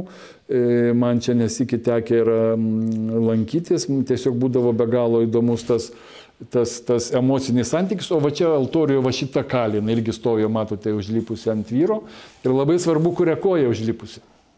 Nes viena koja yra ta, kur su kardu ir krauju, o kita, kur ramybę teikia. Tai irgi reiškia, kuris aspektas, destruktyvusis, greunantis, ar palaimą teikiantis dominuoja. Būtent kur kas vėliau nuo 6 amžiaus atsiranda toks apibendrintas Mahadevi vaizdinys ir simbolis, didžioji deivė, didžioji motina. Jis jau tiesiogiai susijęs su tam tikrais ir kosmologiniais, metafiziniais deivės aspektais. Manoma, kad va šita, čia ne iliustracija, čia yra skulptūros piešinys, Mahadevi gimdo visatą. Bet šitokios deivės senojoje vedų kultūroje nebuvo. Tai yra jau nemodernaus klasikinio hinduizmo aspektas. Arba pavyzdžiui, 5-7 amžius irgi yra skulptūrinės kompozicijos. 2 išminčiai garbina suklaupę iščias, kosminės iščias, bet iš esmės moteriškas iščias, Joni. Tai irgi mes matome, kad tas kosminio moteriškumo kultas, reiškia ikonografiniais tokiais fiksuotais pavydalais. Maža to, nuo 1 mūsų eros amžiaus nebejotinai per autochtonus vietinius, ne per vedų arijus atsiranda saptamatrikų kultas, 7 motinų kultas. Tai yra 7 galios, yra jų vardai, kitur netgi aštamatrika, jos traktuojamos kaip vieno ar kito dievo energijos galios aspektas, tačiau siejamos ir su tam tikrom savybėm bei emocijom. Pavyzdžiui, puikybė, godumas, piktis ir panašiais dalykais. Bet čia irgi, nors mes turime garsiosiuose Eloros uolose Šyvą su 3 matrikom, 3 motinom ikonografiją, tačiau tai suklesti gerokai vėliau. Na ir ir 7 matrikos, 7 motinos padeda kovoti su demonais. Tai kai tik reikia kovoti, visa šakninė tradicija yra pastatyta ant moterų galios, kai tik reikia kovoti ir gelbėti pasaulį, atsiranda Durga, Kali, saptamatrikos ir čia Šrijantras su 7 matrikomis, čia kelios pavaizduotos sapta, viena iš Kaumarė ir Varahė bei Vaišnavė. Bet yra dar vienas, jau tęsiant tą plejadą, yra Daša Mahavidya, 10 didžiųjų galių arba išminčių. Tai yra bendrinis konceptas, kuris nusako jungtinį 10 deivių, tokį konglomeratą. Tarp jų yra ir Kali, ir Tara, matot, čia pavadinimus neskaitysiu. Kai kurios žinomos ir veikiančios yra pavieniui, kitos veikia tik tai grupėse. Pavyzdžiui, Bagalė Mukhi, ji yra labai žinoma, ją kreipiamasi prieš operacijas, prieš medicininius kažkokius veiksmus.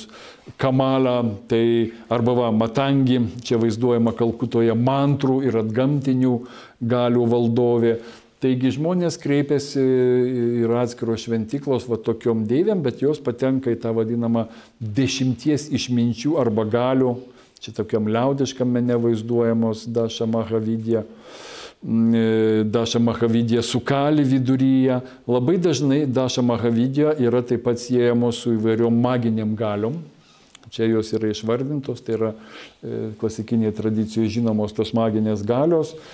Mato, čia išvardintos, ką gali padaryti, ką sukelti ir vienu ar kitų šitų deivių garbinimas gali atlikti tiek apsauginę, tiek invazinę pagalbą, sakykime taip. Dar sudėtingesnė deivė. Aš jau artėjau prie pabaigos. Dar sudėtingesnė deivė Činnamasta. Pažodžiui, Činnamasta begalvė. Matote, ji stovi arba tokia pritupusi ant besimylinčių Dievo kamos ir deivės ratį, ant geismo ir aistros dviejų dievų, kurie lotoso žiede mylisi. Ji pati savo nukerta galvą, Činnamasta, ir kraujas trykšta į dviem, pavadinsiu, vaidilutėm, pagalbininkėm, ar kaip jas pavadinti, ir tas jos nukirstos galvos kraujas maitina jas, vaidilutės. Tai faktiškai mes čia turime vėlgi tantrinį tokio kosminio metabolizmo pavyzdį, gyvenimas, besimylinti pora, susijęs su erotiškumu, vaisingumu, mirtis, nukirsta galva, vėlgi mityba geriančios kraują, susidaro tam tikras netgi uždaras gimties mirties ciklas. Ir šita Činnamasta patenka tarp tų 10 mano minėtų Daša Mahavidya deivių. Jinai, ne visoje Indijoje vaizduojama, jos ikonografija ne visoje Indijoje yra matoma, bet tai yra, dar labiau komplikuotas, dar labiau sudėtingesnis moteriškos deivės pavyzdys. Tarp jų yra, tarp 10 Mahavidyų yra Tara. Mes dažniausiai Tarą žinome per budistinį panteoną, baltoji, žalioji Tara, tačiau yra Tara ir hindų. Viena švenčiausių vietų Bengalių yra Tarapita, tai yra Taros šventikla, o ten iš tiesų yra akmuo aprengtas. Man teko lankytis, tai yra akmuo aprengtas moteriškais rūbais. Tai čia vėl reiškia pavyzdys, kaip natūralūs objektai, sakralūs be abejo objektai, jie tik įvelkami ir tai yra Taros deivės, hindų deivės, Taros sakralioji vieta. Ir pabaigai šiuolaikinio hinduizmo personifikuojamos įvairios deivės, kurių yra nesuskaičiuojamai daug. Tai yra Gayatri, tai yra vediškos metrikos pavadinimas, bet tai yra ir deivė personifikuojama, kuri taip pat pasižymė įvairių dievų galiomis. Tai yra Šri Lalita, pilna Parvatės inkarnacija, garbinama Vadmenakši šventykloje Pietų Indijoje. Dievybės ir deivės reprezentuojamos taip pat labai dažnai tokiais jantriniais pavydalais, kaip Šri Jantra arba Šri Čakra. O jau kiekvienas kaimas Indijoje turi savo, yra 2 terminai – genties deivės ir kaimo deivės. Aš čia tik tai kelias parinkau. Kiekvienas kaimas turi savo deivę su atskiru pavadinimu – Elemanam, Mutielama, Šri Kamakši. Tai yra tiesiog kiekvieno kaimo lokali arba genties deivė, jų nėra nesuskaičiuojamai daug. Ir jos turi pirminę funkciją, pirminę reikšmę, nes tos mano minėtos ir klasikinio hinduizmo jos yra didžiausiose šventyklose, o šitos deivės turi savo vietinės koplytėlės tiesiog, nuo seniausių laikų. Ir vietiniams gyventojams jos yra numeris 1, į ką kreipiamas į pagalbos. Tačiau yra deivės, kurios turi labai konkrečias funkcijas. Apsaugos nuo gyvačių deivė, Manasa deivė, Sitala, apsaugos nuo raupų deivė. Aišku, gyvačių deivė tampa aktuali po liūčių, kai išplaukia, kai gyvatės pradeda aktyvėti, kai daug poveikio yra. Epideminiais atvejais Sitala, kiek teko girdėti, kad Sitala buvo labai populiari koronos atveju, buvo tikimasi, kad jinai padės. Nekalbant apie tokius dalykus kaip bičių deivės, irgi bitės sakralizuojamos. Ir kitas dalykas jau pabaigai, politiniai aspektai, matote, Indija visa, kuri sakralizuojama, Indijos žemėlapis pavaizduotas, vėliava, ir čia motina Indija vaizduojama, bet jinai vaizduojama, nepasakysi, kad grinai kaip Durga, bet už jos liūtas stovi. Čia irgi yra aliuzija į tą tokį Indijos neįveikiamumą. O štai čia yra šventikla, gal kam teko lankytis, Vytai, gal tu lankysi Varanasėje, Bharata Mata šventikla, motina Indija, taip vadinasi šventikla. Ir kas čia yra, nu, čia matote, ten gali apeiti, čia yra Indijos žemėlapis padarytas iš akmens, su tam tikrom vietom ir geografija, kalnų. Ir ten vyksta apeigos, adoruojama Indija, dabartinė politinė Indija, kaip motina. Taip ir vadinasi, Bharata Mata, motina Indija. Tai irgi rodo, kad va, tas deivių kultas, kurio ištakas mes matėme nuo seniausių laikų, įgauna ir va tokius pavydalus. Na, o šiuolaikiniai jau patriotiniai deivių vaizdavimai, jie yra neįsemiami. Matote ir Durgija, Vande Mataram, Indijos himnas, čia eina jau su 5 liūtais. Čia jau ir durgiškiai yra visi atributai, Indijos deivė globotoja kaip Kali. Taigi perkeliama, ypač dabar, kai Indijos valdžioj tautininkai jau 3 kadenciją labai yra suaktyvėjusi tradicinės religinės atributikos, na, tokia sklaida Indijos kultūroje. Na ir užbaigiant čia keli apibendrinimai, tiesiog aš apie tai kalbėjau, gal tik pasakysiu, kad deivių panteonas yra be abejo labai sudėtingas, į vientisą vieningą struktūrą jo įsprausti neįmanoma. Vienareikšmiškai mes Indijoje turim matriarchalinę teologiją, bet jinai yra gerokai vėlesnė nei vedų laikų siekianti. Indijoje mėgstama sakyti, kad visos deivės yra šakti, o visos moterys yra deivės. Nu, tai supras, kada visos moterys yra šakti. Klausimas, ar visos deivės reprezentuoja inkorporą vieną motiną deivę, jokių būdų negalėtumėm taip sakyti, nes minėjau, Maha deiviai kultas atsiranda gerokai vėliau ir jis toks jau yra kiek labiau dirbtinis galbūt netgi. Kiekviena deivė turi savo mitologiją, teologiją, geografija svarbi, moteriškų deivių vaidmuo ypatingas, soteriologinis, kai sakiau, kaip reikia išgelbėti pasaulį. Vyrai ne, moteris pirmiausiai. Na, erotizmo recepcija, va tai yra labai svarbu. Na, Freudas būtų daugiau žinojęs, tikrai būtų labai domėjęsis. Mes kalbame apie libido, erotiškos galios sklaidą, ar ką liudija ne viena Indijos deivė, ir ta poliarizacija tarp erotiškumo ir brahmaniškumo irgi pakankamai akivaizdi. Galima, aišku, interpretuoti deivės kaip jungiškos kolektyvinės pasąmonės archetipus, anima, šešėlis, motina, irgi įvairiais pavydalais, kaip ginančioji, kaip ragana, kaip globėja, bet čia jau yra interpretaciniai modeliai, čia jau yra individualios kūrybos laukas. Tačiau tai, kad šita tradicija yra gyva, vat aš to ir užbaigiau, sakydamas, kad ir šiuolaikiniai politiniai, patriotiniai ideologijoje deivės nedingsta, jos yra įtraukiamos į netgi į šalies savireprezentaciją. Tai aš čia tiek ir... Oho, kiek ilgai kalbėjau. Čia aš ir užbaigsiu.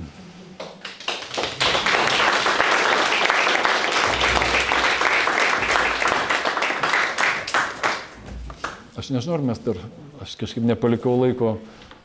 Prašom klausimų. Ar apie vyrus panašią paskaitą priparuošę? Apie vyrus? Kad ten netaip įdomu. Taip.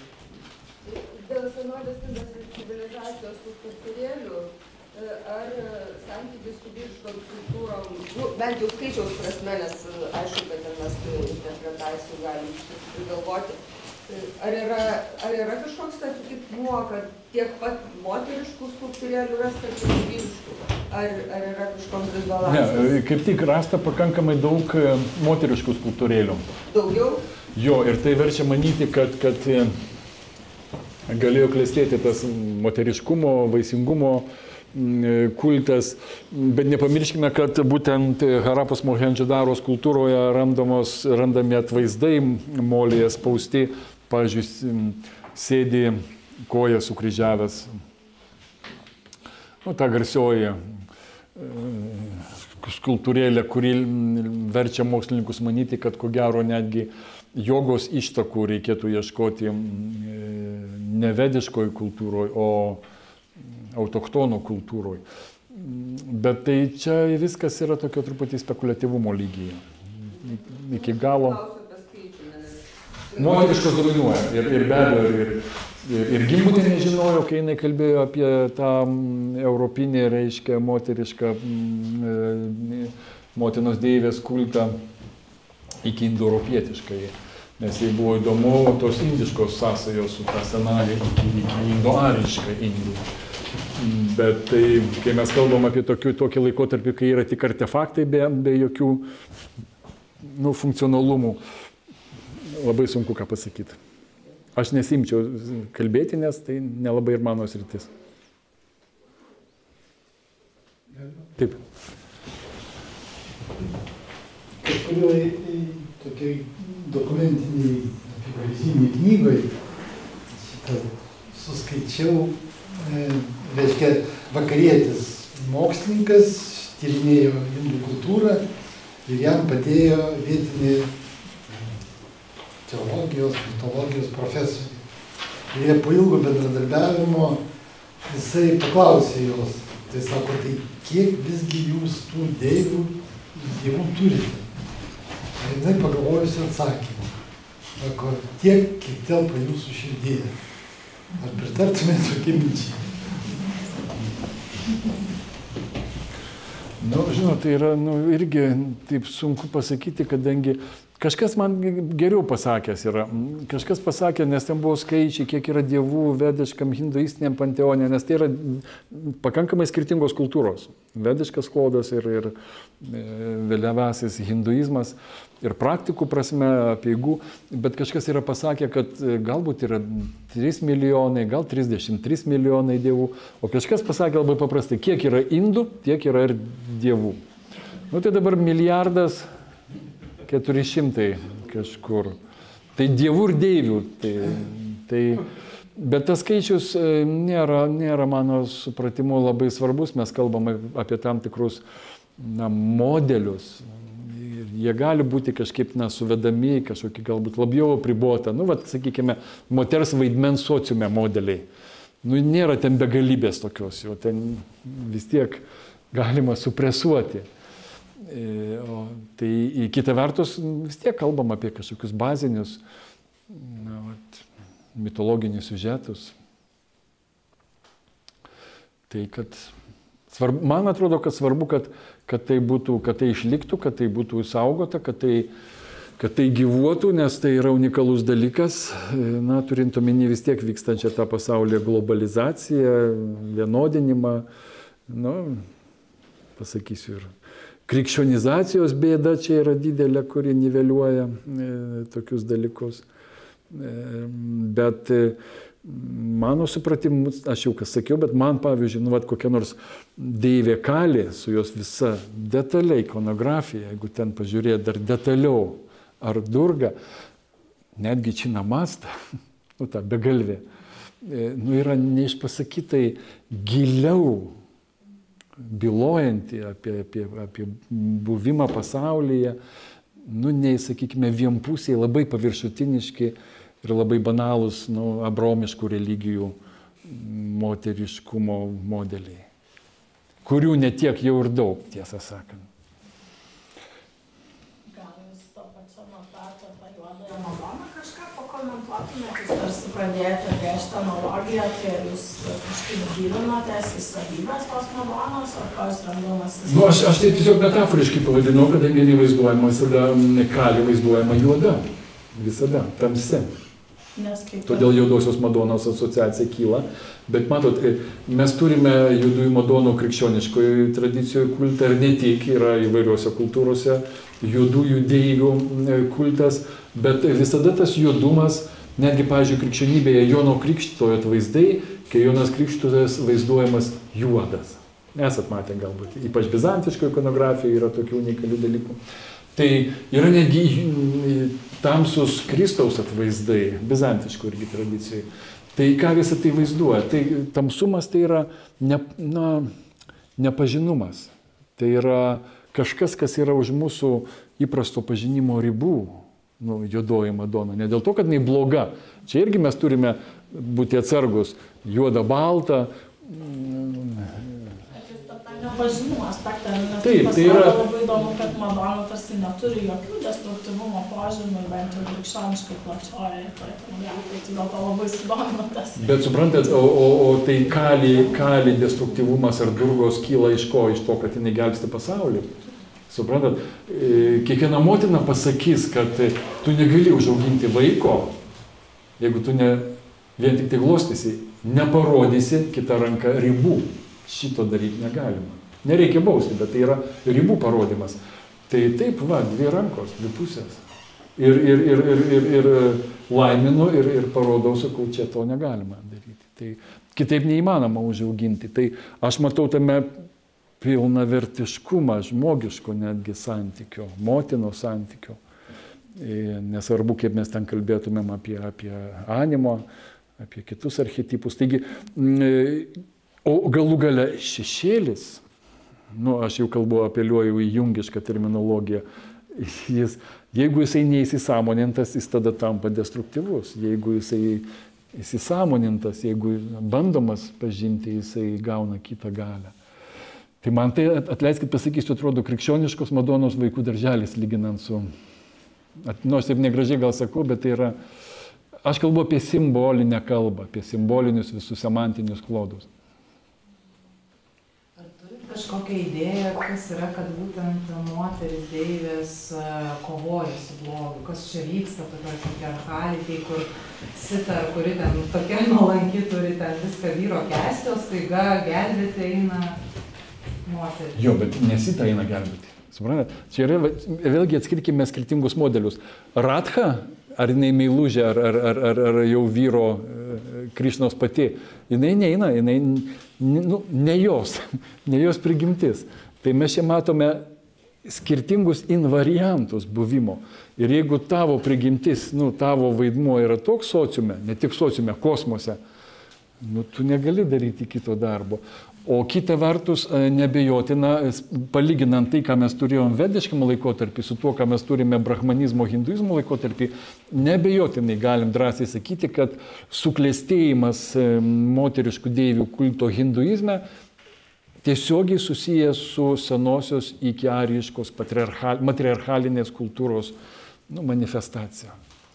Lygiai taip pat, ką mes turime Europoje, nes puikiai žinome, kad ir Marijos kultas, istoriškai žvelgiant, procesualiai stiprėjo, absorbuojant vietinių moteriškų dievybių kultus, nekrikščioniško konteksto. Aš kalbu apie Europą, kad yra. Ne tik Europą, kokią Gvadelupę paimti ir taip toliau. Tengi ypatingą reikšmę turi, didesnę reikšmę netgi nei Kristus. Tai irgi susiję su skirtingų kultūrų sąveika, bet matyt žmogiška prigimtis yra tokia, kad tas moteriškas aspektas, jis iškyla į paviršių, net prasibrauna pro kiečiausias, pro kiečiausias patriarchalinės schemas. O man tai toks įdomus dalykas, aš noriu tiesiog jūsų nuomonės. Konkretaus klausimo nepasakysiu, bet tiesiog taip iškilo. Reiškiasi, moteriškasis pradas šakti energija, ar ne? Bet jeigu in ir jan, tai išeitų atvirkščiai. Jan yra vyriškas pradas, energija, o in yra tas pasyvas, moteriškas pradas. Tokia, o čia gaunasi kaip ir atvirkščiai. Žinot, tas irgi skiriasi priklausomai. Toj pačioj Indijoje geras pavyzdys yra tantrinis budizmas. Tantriniam budizme kiekviena moteris, ne tik Mahajanos budizme jau, kiekviena moteris yra pražna paramita. Tai yra įžvalgos tobulybė, kuri yra pasyvi, dinamiška yra atjauta. Vyriškas elementas. Vyriškas. Tai šia prasme vyriškas ir moteriškas poliai sukeisti lyginant su tantriniu hinduizmu arba šaktizmu. Tai aš negalėčiau pasakyti, kodėl taip įvyksta, bet įvyksta, kad sukeičiami laidai, ar kaip čia pasakyti, pliusas su minusu. Bet tai rodo, jeigu tai pažiūrėt plačiau, rodo ir kultūros įvairovę, kultūrinės perspektyvos įvairovę. Galima klausimą dėl ikonografijos. Kartais deivės rodomos kaip toks juodas apvalus akmuo su akimis. Kodėl taip?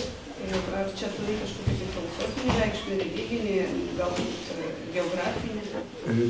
Tokių sakralių, vadinkime, objektų, kuriems suteikiamas deivės arba dievo, vyriško dievo statusas Indijoje yra nesuskaičiuojama daugybė. Ir labai daug va šitų mano minėtų kaimo vietovių įvairių dievybių gali būti tiesiog, va čia pavyzdžiui, va tas kraštutinis, irgi man regis yra tiesiog akmuo. Ta rapytė, aš jau minėjau, irgi yra akmuo. Taigi tam tikras objektas, aš negaliu pasakyti, kažkas pajunta, kažkas pasako, kad jis yra ypatingas, va, čia gal Gedutis galėtų daugiau apie tai kalbėti, pasako, kad tai yra ypatingas, kad jis turi kažką, turi galią, o toliau kaip jisai įvelkamas, kaip apvelkamas vyriškais, moteriškais atributais. Man teko terapitę, kadangi aš ten gyvenau kurį laiką, Deivės Taros pagrindinė šventykla, mane paskui pakvietė ten susipažinus su žiniais, jie ten atlieka kartą į mėnesį Deivės perrengimo ritualą. Man buvo labai įdomu pamatyti, leido ten būti, pačiam jau ten viduj, ten sanktorume. Ir aš savo nuostabai pamačiau, kad ten ritualizuotai nurengė, pamačiau akmenį. Aš taip, kažkaip, aš nežinau, ko aš tikėjausi. Tiesą sakant, aš nežinau, ko aš tikėjausi. Bet kai aš pamačiau akmenį, tokį, nežinau, aš kažkoks likau truputį toks, bet tai čia mano projekcijos, mano tokios jau, nežinau, kultūrinės, bet tai tas santykis, su kuriuo jie tai darė, kaip jie elgėsi, tie žiniai, šventikai, buvo be galo pagarbus, ypatingas ten, ir taip toliau. Tai ir tokių dalykų, sakau, Indijoje, kiekvienam kaime, va tas kūlia deivė arba grama deivė, dažniausiai yra beje moteriškas. Dažniausiai. Tai vėlgi mes čia turim tą ryšį, kad tai senosios agrarinės autochtonų kultūros religiniai vaizdiniai, matriarchatinės, o ne tos elitinės, sanskritizuotos, vediškos, patriarchalinės kultūros. Tai Indijoje ta sąveika visada ir vyko tarp tų dviejų klodų, iš apačios ir iš viršaus. Tai va, bet man atrodo, kad jūs jau pavargote. Tai ačiū Jums labai uždėmesį.